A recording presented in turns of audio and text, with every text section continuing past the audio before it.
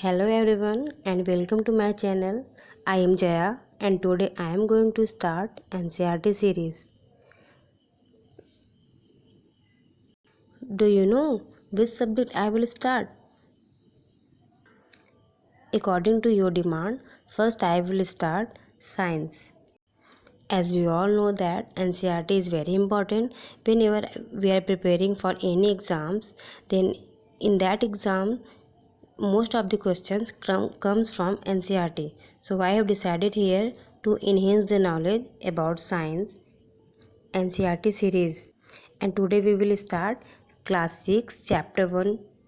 Okay, let's start.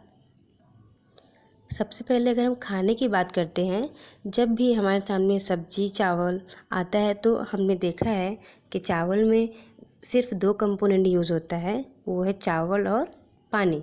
लेकिन अगर सब्ज़ी की हम बात करते हैं तो सब्ज़ी में मोर देन 2 कंपोनेंट यूज़ होते हैं, जैसे कच्ची सब्जियां हो गई, नमक है, मसाले, तेल इत्यादि। ओके, तो इसी तरह से जो खाने के आइटम्स होते हैं, कुछ मुझे प्लांट से मिलते हैं और कुछ मुझे एनिमल से मिलते हैं। ओके, हमने क्लास 6 का NCERT पढ़ने के बाद आप लोगों के लिए बस समरी निकाला है, वो बस इम्पॉर्टेंट पॉइंट जितने भी हैं वो सारे 1 पेजेस में आ गए। ओके, जैसा कि सबको पता है, पौधे हमारे भोजन का मुख्य स्रोत होते हैं।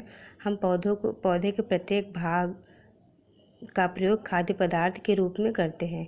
जैसे हरी पत्तेदार सब्जियों को भी खाते हैं।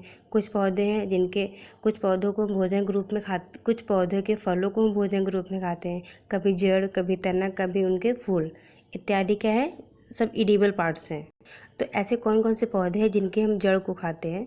जैसे प्याज, अदरक, आलू, मूली, शकरकंद, चुकंदर, सूरन, गाजर, ये सारे जितने भी पॉइंट्स हैं इन सबको हम इनका जो खाने वाला पार्ट है वो क्या है, जड़। जैसे लहसुन हो गए, शलजम है, कोल्हाबी।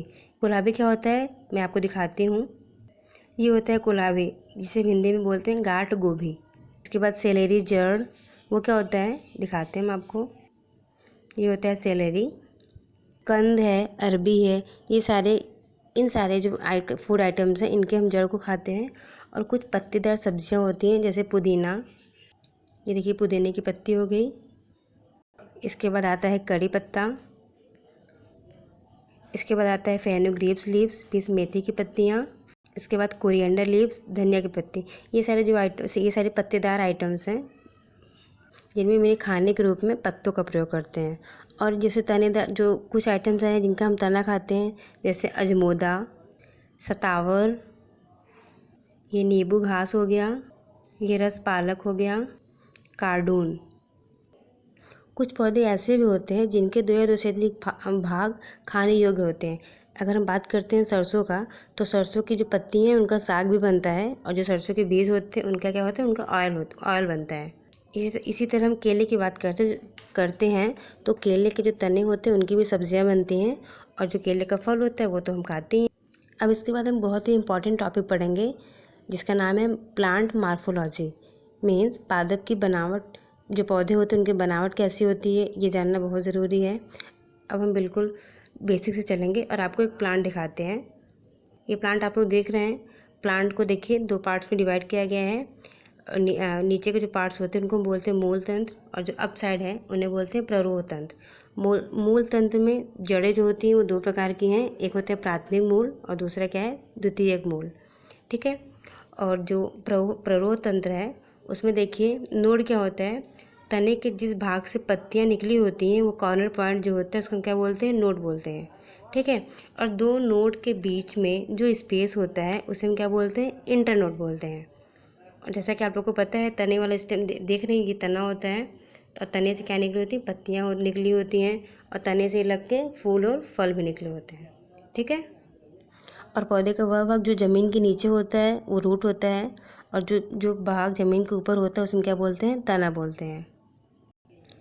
अब हम जब आगे बढ़ते हैं तो मुझे पता चलता है कि कुछ जंतु ऐसे होते हैं जो दूध देते हैं, और कुछ जंतु जो होते हैं वो सिर्फ बोझा ढोने के काम आते हैं।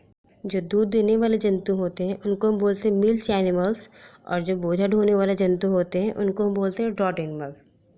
तो मिल्क एनिमल कौन कौन से होते हैं, cows, buffaloes, sheeps. These are milk animals and draught animals ox, horses, जो भी बोझा होते हैं, लोड कैरी करते हैं, उन्हें बोलते हैं ड्रॉट एनिमल्स। और एनसीईआरटी में 2 किरदार के बारे में बताया गया है। पहला है बूझो। ठीक है, बूझो जो होता है पहले से पूछता है कि क्या हम सारे पत्तों को खाते हैं। जैसा कि अभी हमने बताया कि हम लोग पत्तेदार सब्जियां खाते हैं, तो पहले जो है पहले से पूछता है बूझो, क्या हम सारे पत्तों को खा सकते हैं। तो पहले बोलती है कि नहीं, हम सारे पत्तों को नहीं खा सकते हैं, क्योंकि कुछ पत्ते जो होते हैं वो पॉइजनस, जहरीले होते हैं। फॉर एग्जाम्पल केलोट्रोपिस जो मदार का पत्ता होता है, और एक है पार्थोनियम जो गाजर घास होता है, और एक होता है कैस्टर बीन। ये सारे जो पौधे प्लांट्स की पत्तियाँ होती हैं वो जहरीली होती हैं, इसीलिए हम इनको टेस्ट नहीं कर सकते हैं। तो बूझे बोलती है अच्छा, ये तो मुझे पता नहीं था। इसके बाद बूझे और पहली आपस में बात करते हैं। बूझे बोलता है, क्या आप जानते हैं शहद कहाँ से आता है? क्या आपने कभी मधुमक्खियों का छत्ता देखा है जहाँ से मधुमक्खियाँ भिन भिनाती हैं? मधुमक्खियाँ फूलों से मकरंद को इकट्ठा करती हैं और इसे अपने छत्ते में भंडारित करती हैं। फूल और उनका मकरंद वर्ष के केवल कुछ समय में ही उपलब्ध होते हैं, अतः मधुमक्खियाँ इस मकरंद का भंडारण कर लेती हैं ताकि पूरे वर्ष इसका उपयोग किया जा सके। इसी तरह मधुमक्खियाँ जो हैं वो शहद का निर्माण करती हैं। टोटल बात ये है कि जो मधुमक्खियाँ होती हैं वो शहद को बनाने के लिए फूलों से मकरंद को इकट्ठा करती हैं और उस मकरंद को अपने पेट में स्टोर करती हैं। फिर वो मक्खी दूसरी मधुमक्खी को जो स्टोर किया हुआ मकरंद होता है वो अपने माउथ से ट्रांसफ़र करती है, और दूसरी मक्खी तीसरी मधुमक्खी को, इस तरह से ये प्रोसेस चलता रहता है जब तक इनका पूरी तरह से डाइजेशन नहीं हो जाता है। और फिर लास्ट में जो मधुमक्खी बचती है वो क्या करती है, इन मकरंद को हनी कॉम्ब में इकट्ठा कर देती है। उसके बाद उसे इवेपोरेशन, वाष्पीकरण के लिए छोड़ देती है। और वाष्पीकरण मीन्स उस हनी कॉम्ब में शहद के साथ में कुछ वाटर अमाउंट भी होता है, तो वाटर अमाउंट को वहाँ से इवेपोरेट करने के लिए मधुमक्खी अपने पंख को क्या करती हैं, फड़फड़ाती हैं, जिससे वहाँ का जो वाटर है वो वाष्पीकृत हो जाता है और उस हनीकॉम्ब में केवल हनी ही बचता है। इस तरह से मधुमक्खियाँ अपने शहद का निर्माण करती हैं। इसके बाद लास्ट टॉपिक बचता है शाकाहारी जंतु, मांसाहारी जंतु और सर्वाहारी जंतु। तो सभी को पता है शाकाहारी जंतु कौन होते हैं, जो केवल पौधों और पादप उत्पाद पर को खाते हैं, उस पर डिपेंड होते हैं, उन्हें बोलते हैं शाकाहारी जंतु। जैसे भेड़, बकरियाँ। और मांसाहारी जंतु वो होते हैं जो मांस पर डिपेंड करते हैं, जो दूसरे जंतुओं का मांस खाते हैं, जैसे शेर, चीता।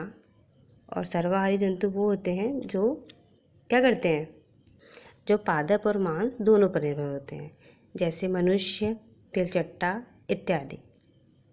अब अगर हम समरी पढ़ते हैं तो इस चैप्टर में मैंने क्या क्या पढ़ा। सबसे पहली बात ये कि आसपास के सारे पौधों को हम चख नहीं सकते हैं, क्योंकि उनमें से कुछ पौधे विषैले होते हैं।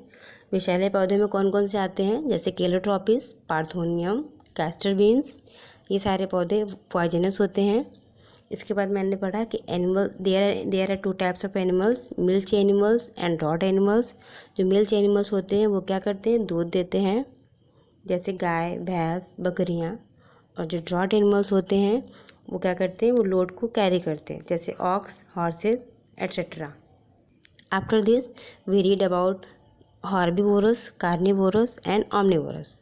हार्बीवोरस क्या होते हैं, शाकाहारी जंतु जो केवल पौधों और पादप उत्पाद को खाते हैं, और जैसे भेड़ बकरियाँ हो गई, गाय हो गया।